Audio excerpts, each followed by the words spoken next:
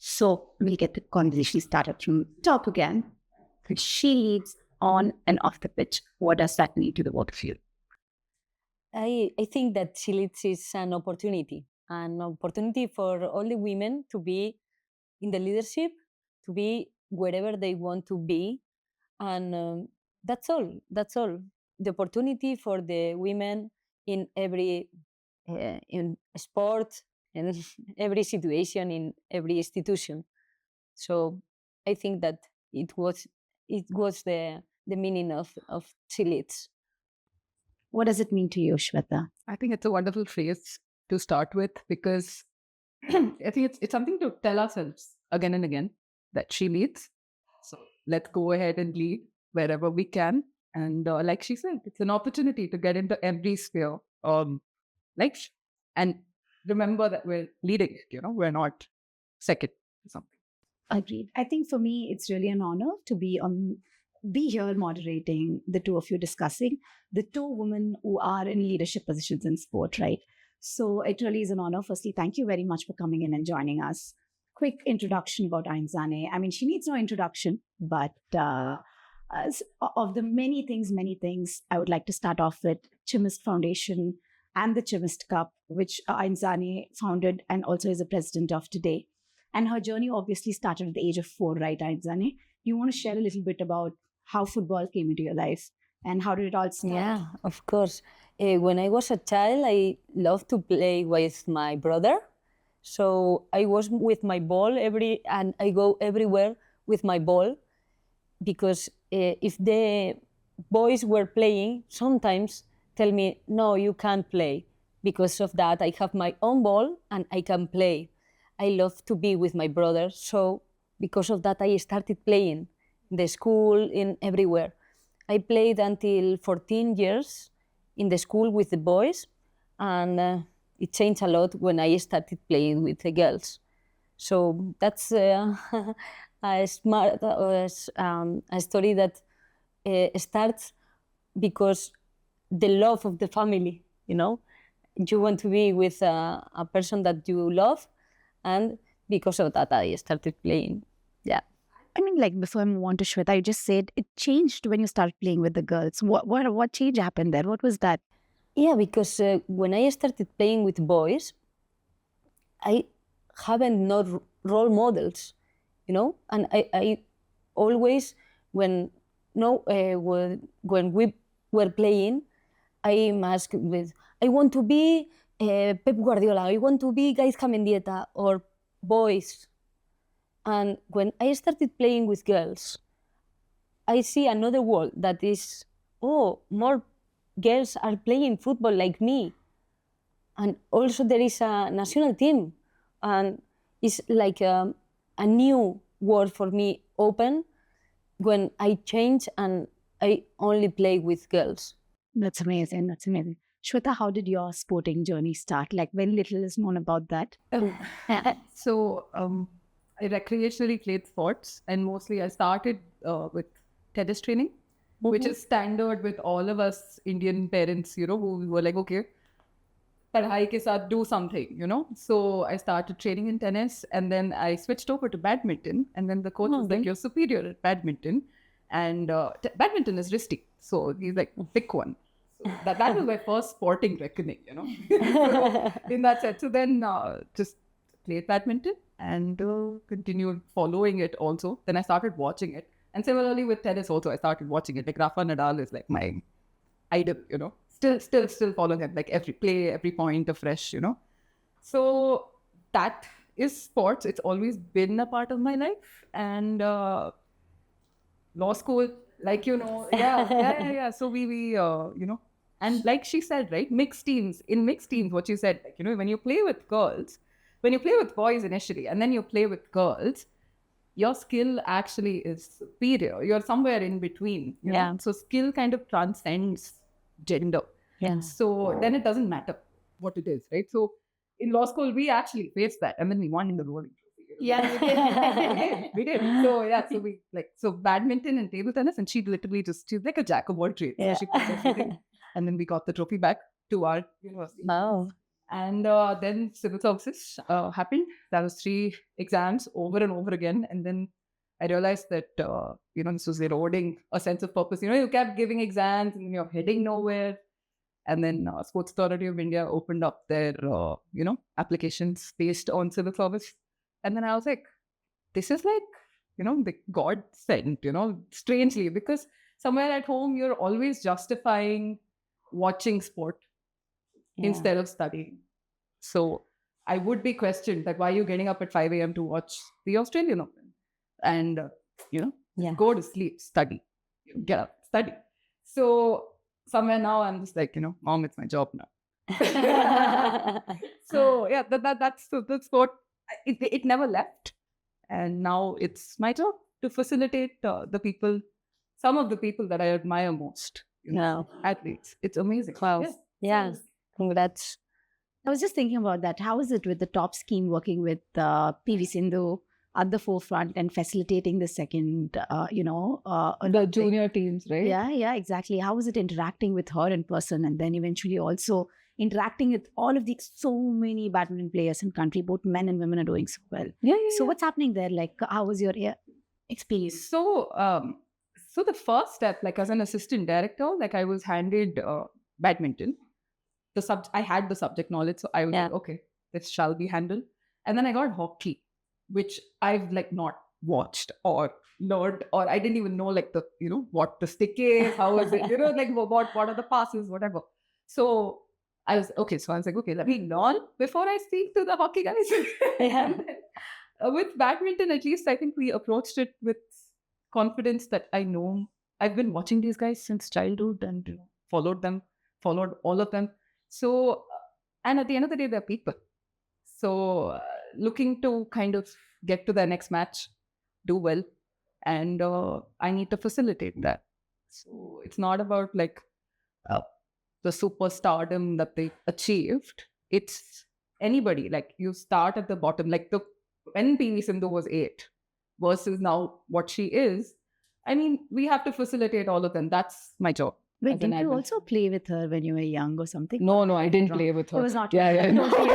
Or do you not want to admit? No. I was not in either one, though. Definitely no. Maybe in my head. Yeah. But no. So, Aintzane, she just said she started with badminton and then had to also do hockey, and she didn't learn anything she didn't know much about hockey, and then she had to learn and pick up. But in your case, it's always been about football. Your life has been, you started playing at a very young age, and at 15, 13, 14, as you said, you started playing with the girls' teams, and you found inspiration within the women and women leading in sport. Then you went on to participate in the Under-19 World Cup, FIFA World Cup for the Spanish national team. And it just goes on. Real Sociedad, 13th season, the topmost goal scorer for the team, and then went on to become the coach of Real Sociedad, the team that's your home, that's your love, that's everything. I know they're playing this weekend. Are you missing the game? What's happening on your mind? You're sitting here literally as you want to play. I'm very happy here, so no worry.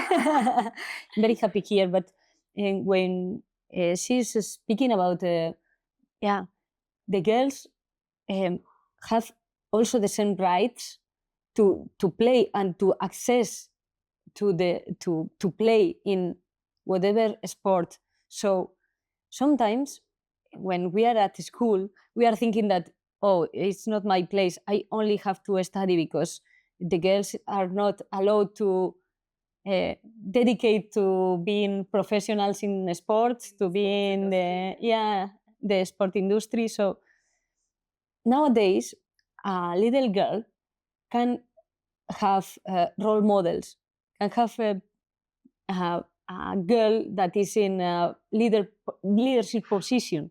So for me, when I was a child, I was like, what should I do for this to change?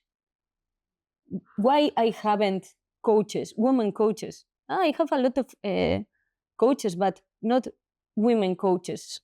Why? And when I started playing, I was thinking about, I want to coach girls. And a lot of people ask me, why don't you coach boys? Because I think that the girls also need training girls, training them. Yeah.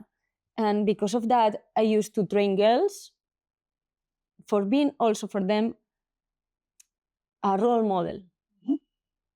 I think that we need more leaders.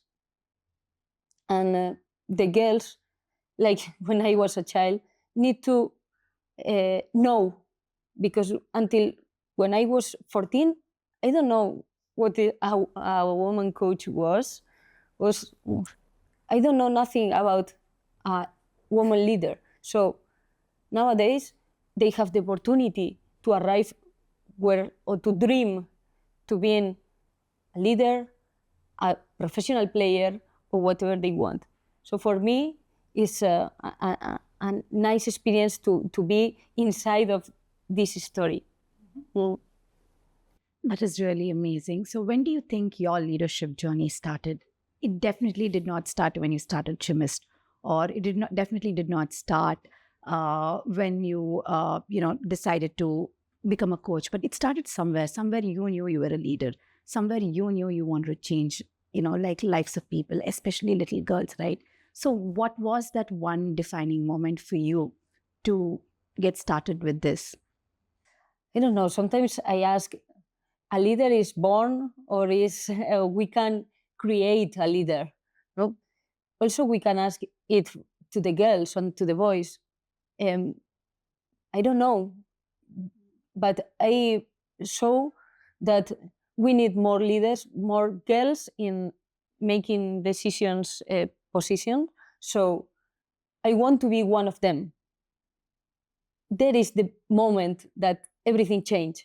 I want to be one of them for the other ones that are coming, because I haven't known a role model. So I always, when I was playing, I want to be like a boy. Why? Why?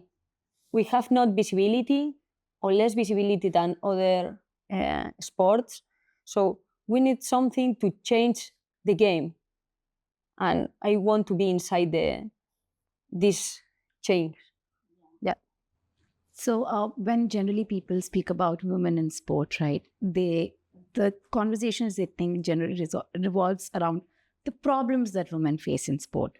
They think like one of the biggest mindset, whether on the field or off the field, is that women are less capable than men. So that is a popular perception. Please correct me if I'm wrong. That is what a lot of people think as well. Be it like playing with a group of boys and girls. I think at certain age there's a mind shift, right? Yesterday and day before yesterday, when you were coaching, all of those little kids, when they were running around and they were playing, they all competed and played with each other. But during this journey, at some point in time, there is a mind shift that boys are better than girls. At least boys think that way. Or maybe the girls start thinking that, oh my God, the guys are too good, I cannot play with them. Like, have you experienced something like that? Or have you heard people, speak about these things? And what are your thoughts on that, Shweta, and both Aintzane and Shweta? So about the mindset change, I'm speaking from the Indian society in general. So boys have the flexibility to be able to go and do what they want and also pursue football because it's their identity, or any sport for that matter. Girls, not automatically, I don't know, like parents tend to not invest. And sport is seen beyond academics, It's something that in a country such as ours, I'm glad it's moving forward nicely. But still, it's like, okay, become an engineer first. And then, okay, sports, it'll keep happening, for the good. So that's when the mindset happens. And that happens, I think, probably around 8th grade, 9th grade, 10th grade, when it just internalizes that you have to give your board exams rather than continue playing sport. And and like she said, we need more of her in our ecosystem. So if 2 more girls or 2 more female coaches in the team, and it just changes the structure. Even like coaching in the boys setup, it changes the psychological behavior, because we've seen that, especially with the men's hockey team, when there's a female psychologist or a psychiatrist or all those people, they bring in a different skill set altogether. And especially in the age group that we're talking about, grassroots, right, 10 to 18, at the end of the day, I mean, they're kids, boys and girls, right? So somewhere the so-called the womanly qualities that were, always used to kind of keep us off the field, those are the things that are actually most useful in the sports industry. To be a coach, to be a physiotherapist, to be any of the support staff in and around, these athletes. So, and fundamentally, why does this change? Because of safety. The basic thing that every parent is worried about is that how is she going to travel from this place to this place? How is she going to go train, And I have to go everywhere with her, whereas boys have the freedom to just go and play. So fundamentally, that's when the mindset kind of changes. I completely understand the context of India, right? But the situation in Europe, in Spain, is much safer comparatively. Would I be right or wrong? Yeah, but in some point it's similar because you have, or the boys have the possibility, or the families put everything in the sport for the boys and not the same for the girls. So also happens that girls have to demonstrate twice. One, the capabilities to play, and another time because they are the girls who they are. We have to demonstrate twice. And it's very difficult to be all the time, okay, I should be like the perfect woman and also the perfect sport player. Why? I only want to play. I want only to do my right, that is, have the opportunity to play. That's all. Maybe I'm not arrived to be professional. I want to play free, without any barrier. So that's the difficulty in Spain, in India, and everywhere. And like taking away from essentially the crux of what it's basically, you have to look feminine while being like excelling, athletically. So, and especially in combat sports, like I've seen that with all of these boxers and wrestlers. I mean, they're going for their Olympic medal and people are judging them for their clothes or how they're looking or how are they giving the interview, what's their media training. And I'm like, is this relevant, guys? And somewhere that's something that, I mean, it's hitting me. Amongst 4 administrators sitting there, it's hitting me. So another thing that hits you is that women need to be on the other side as well, because I'm just like, why is this poor woman being ragged, Like, let Vinesh Phogat go perform, come back. Don't judge her for her hair, this thing. That mindset needs to change, the barrier, Yeah. Now that you're speaking about Vinesh Phogat, like, I think we need to address the issue out there, the elephant in the room, right? So to give you a little bit of context, Vinesh Phogat is one of the wrestlers of the country. And she's won several medals for the country in the past. And she also qualified for the Olympics in 2024, Paris Olympics that happened. And right before, 2 weeks before, or few months before the Paris Olympics, there were issues with the Wrestling Federation of India as well, and the whole year. And they're fighting on the streets about security of women, basically young girls being allegedly abused by administration. There was so much happening. And then she qualifies for the Olympics. She goes on to the Olympics, makes it to finals. And when she made it to finals, because she was overweight by a few hundred grams, the first day was great, perfect weight. She qualified, she won all the games, and she made it to finals. And the second day when the weighing was happening, she was over by 100 or 150 grams.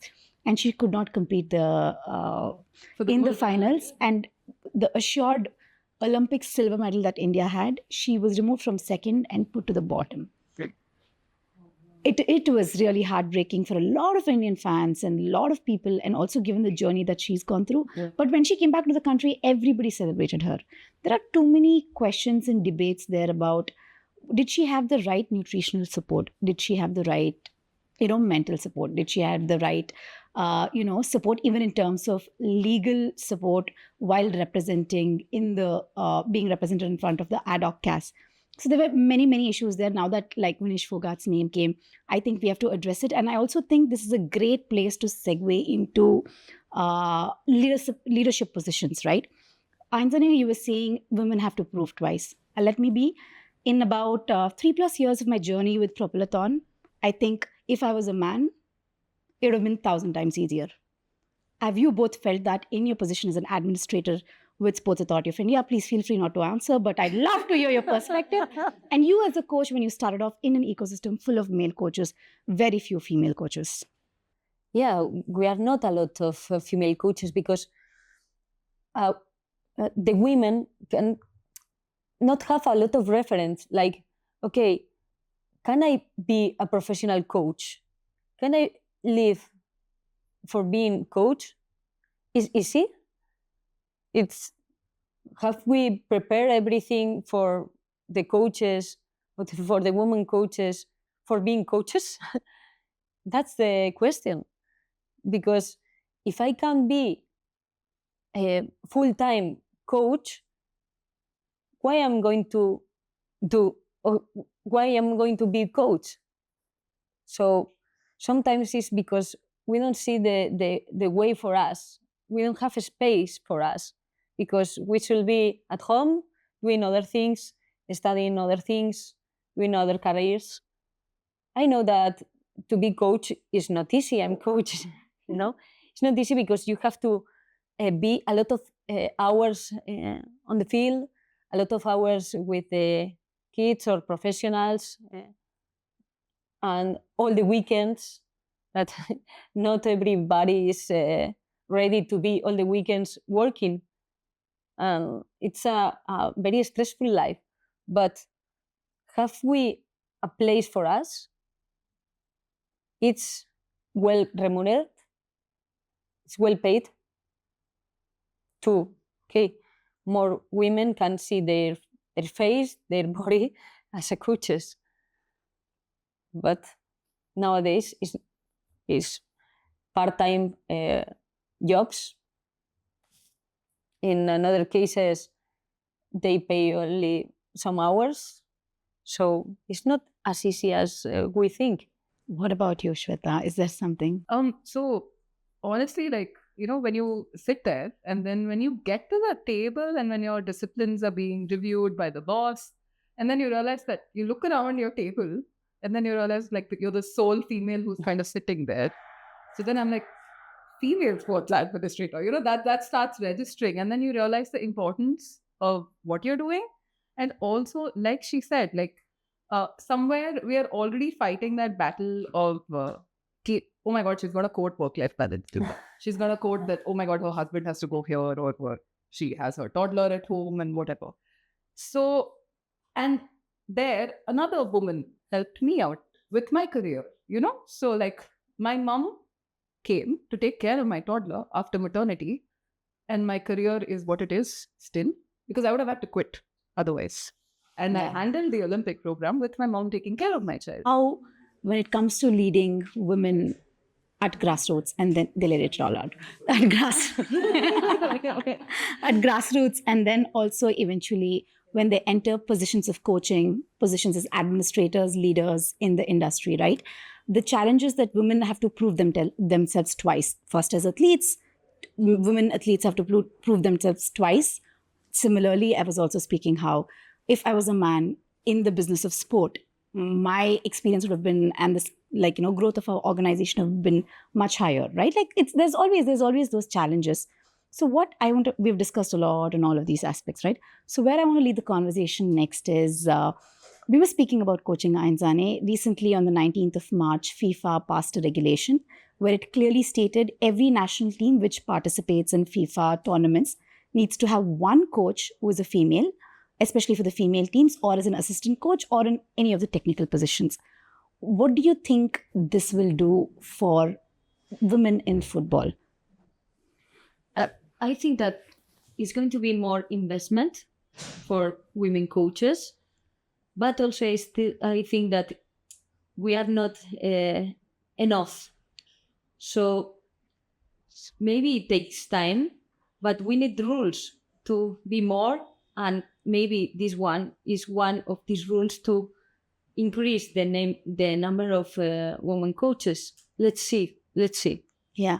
So, Shweta, do you think, we were also discussing a little while earlier, and you spoke about the problems that female athletes face when they're having their periods. And a lot of times today, younger athletes open up and they outrightly say, okay, I'm not performing well, or I'm not going to attend the training because of a certain problem during a certain period of the month I have my periods. But older athletes, even today, hesitate, even though they're Olympians, right? Mm-hmm. Do you think again, going back to the same question, we have so many or so few female leaders within this government setup, or generally in the business of sport as well, right? Leading. In this context, do you think it is because not many girls play, or what could be the problem there? So, starting with what you've said, that itself is something great, because it's not just increasing the numbers, it's also, it means so much more than that. Putting a woman in that position, I mean, it'll get filled up the spots, but then you're like, okay, national team has to have a female. So that itself it's great. And that's something that India is looking to follow through on. So we are, all the new coaches that are going to be recruited, 33% is reserved for women. We definitely don't have those many numbers, but, it's a start. But like you said, like menstrual health, it's something that I instinctively would understand sitting on the other side, versus, even well-intentioned male administrators would just miss. It's not that they don't, it's not part of their system. But for me, it's like, oh, that time of the month again. So that's something that I see that female athletes maybe, and there are also studies, like I was discussing that with her, that sometimes they perform their best also in terms of this thing. But the point is, the conversation starts about menstrual health. It's not taboo, or the change of clothing so that girls are more comfortable. I mean, and especially in grassroots, it's so important because these kids are hitting puberty. So now they're identifying who they are as a person. So at that point of time, like it's very easy to get shamed for these things. Mm-hmm. So somewhere, like having women who have gone through it instinctively understand, and like basically just a small thing like changing the color of a white pant is going to keep a girl in the system longer than she is. And like I was also saying that, when women in India, like that's the stat, it's a fun stat, but out of 26 medals that India has won between 2000 to Paris, 10 women. So, and the participation is about 30 to 40%. So when the women go, they come back with a medal, sometimes with 2, like Manu. So it's important that we do these things in the first place so that girls don't leave the sport. We make our infrastructure safer because of it, accessible in different ways in terms of CCTVs, and obviously having more women around, not only as a thing of anti-harassment, but just like, she's there. Like if she is coaching a 10-year-old or 11-year-old, she's going to be sticking around much longer than anybody else. So that's the importance that I feel that females in the sports system. And for me, it was more like I watch a lot of sports. So that is something. So fundamentally, I think we need to go back historically to go and somehow even parents, now it's changing in India. I'm glad that it's changing, that girls are watching sport. They're proud of the fact that they know absurd trivia. It's not odd that a girl is spouting, random stats about cricket or whatever. So that's changing. And that's why more and more women would come. And then when you do put in these spots, it's there. It's like a reservation, like a positive reservation. Yeah. And that will get filled up eventually. Definitely. Yeah. But also one interesting point, I mean, both of you play sports and a lot of women here also play sports, right? I want to actually understand if you feel the same as well. When I was younger, when I started with my periods, I used to, of course, a lot of my other friends, girls around the same age, used to have back pain, but I never used to have. And then when I used to, because obviously I was playing fencing for a very long time, many hours a day, for months together, years together, right? And then even during tournaments or whatever, of course, there is impact on the body. I'm not denying it. If anything, I felt more stronger. and much better off than other girls around me, only because I played sport. Like, do you guys feel the same? Or I felt like more stronger during the period of periods rather than any other time. Like, I don't know. This is the first time I was saying this to anyone. So I want to know what you guys think. Well, I tell her that in Transtia, that is my club, we change the white pants, some zones of the pants, not all the pants, to blue zones for the period, for the girls to be comfortable when they have the period. So it's a measure too. Maybe one girl come again because of she doesn't have to think in the period when she's playing. But the most important thing for me is that I want to be advocate of nothing. Right? When I was player, I only want to play. Why all the time we have to fight for things? The players only want to play, the coaches only want to coach, not to have the mind in other things that this is not right, this is not correct, why I have not the tool to develop myself, why I have to ask every time for every tool if the other side have everything. So the players want to play, the coaches want to coach, and nothing else. And it's all right to have the same, to develop myself as a player, as a coach, as a person. So that's all. I understand. One of the most important statistics that we were all speaking earlier, and I've also had the opportunity to speak with Aintzane earlier, is there is a dropout between the ages 12 and 15. And how is that we can fix that problem, especially you in a position of policy making? Because as Aintzane was mentioning earlier, you need leaders who are also drafting policies for women, implementing policies for women, and leading at that stage as well. So is there anything that today the Sports Authority of India or any other governmental policy addressing this specific concern? So the recently launched National Sports Governance Act, it mandates legally safe sport. So we have to create a policy now, and we better start implementing it. And it's important because somewhere the 12 to 15 age, why that's important is that's when, again, they hit their puberty. Exactly. Safety concerns start. And honestly, even us at this age, you're like, okay, can I travel this distance? Can I fly to this country by myself? Is it safe? Without, and that too with male coaches. The entire coaching setup is a male setup. So somewhere, if we've all watched the movie Dangal, right? That's revolutionary. Those women coming out at that time, that's revolutionary. So those are the kind of role models that we need our 12 to 15-year-olds to have. And then they need to be supported at this age. So safe sport, safer infrastructure, and a change of mentality of essentially not that, you have to look a certain way and then go and perform athletically. That the double, triple, you're expected the moon. Which other man is being judged for that, right? Exactly. And for me, that fundamentally that, oh my God, a sportswoman has to look a certain way. I'm like, why?